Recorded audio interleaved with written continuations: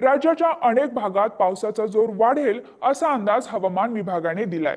हवामान विभागाने उद्या विदर्भातील अमरावती, यवतमाळ, चंद्रपूर, नागपूर, भंडारा आणि गोंदिया तसेच गडचिरोली जिल्ह्यात काही ठिकाणी जोरदार पावसाचा येलो अलर्ट दिला आहे।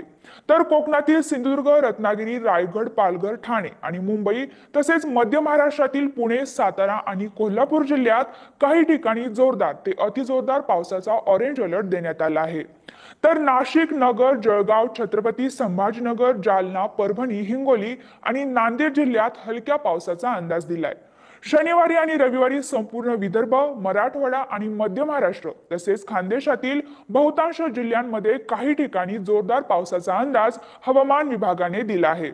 तर मध्य महाराष्ट्रातील सातारा आणि कोल्हापूर तसेच कोकणातील सिंधुदुर्ग, रायगड आणि रत्नागिरी जिल्ह्यात काही ठिकाणी जोरदार ते अतिजोरदार पावसाचा ऑरेंज अलर्ट हवामान विभागाने दिला आहे। सोमवारी राज्यात पावसाचा जोर वाढण्याचा अंदाज आहे।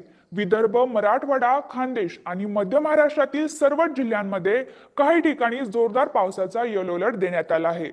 तर पुणे आणि सातारा, कोल्हापूर तसेच कोकणातील सिंधुदुर्ग, रत्नागिरी, रायगड या जिल्ह्यांमध्ये काही ठिकाणी जोरदार ते अतिजोरदार पावसाचा ऑरेंज अलर्ट हवामान विभागाने दिला आहे।